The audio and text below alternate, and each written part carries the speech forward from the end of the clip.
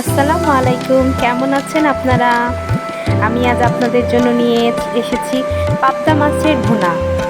খুবই মজাদার ও সুস্বাদু একটা খাবার। আপনাদেরকে আমি পাবদা মাছের ভুনার রেসিপিটা দিয়ে দিচ্ছি। দারুণ স্বাদে পাবদা ভুনা। প্রথমে আমরা পাবদা মাছ নিয়ে নিলাম 5টি। এরপর পাবদা মাছের সাথে আমাদের যা যা দিতে হবে সেই উপকরণগুলো নিয়ে নিচ্ছি।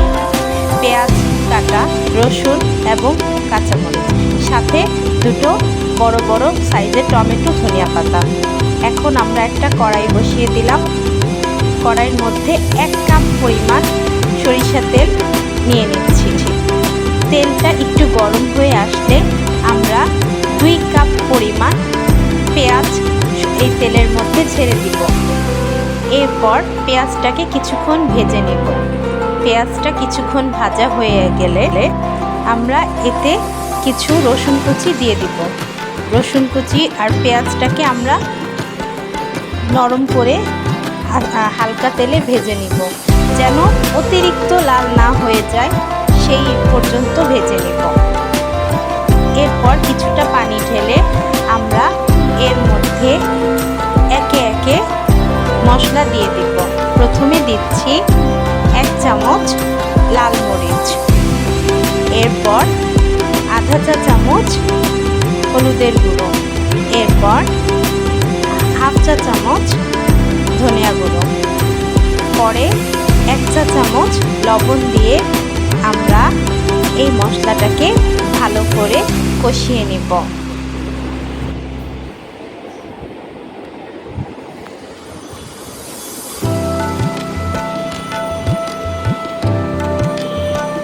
ভালো করে কষানো হয়ে গেলে তেল বেরিয়ে আসলে আমরা এর মধ্যে বাটিতে করে রাখা টমেটোগুলো দিয়ে দিব।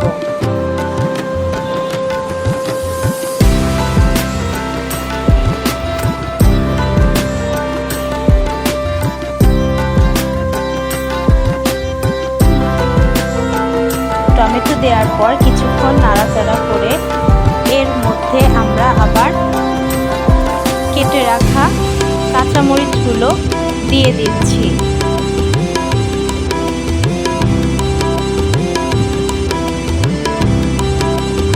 এখন আবার কিছুক্ষণ নেড়ে তারপর আস্তে আস্তে মাছগুলো এর মধ্যে সুন্দর করে বিছিয়ে দিব।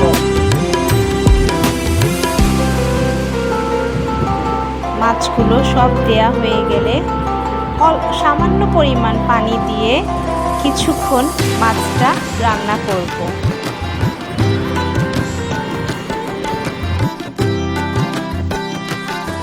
পাবদা মাছের ভুনাটা কমপ্লিট। এখন আমরা একটা বাটিতে করে পরিবেশন করব এবং হয়ে গেল সুস্বাদু মজাদার পাবদা ভুনা। আপনাদের জন্য নিয়ে এলাম মজাদার পাবদা ভুনা।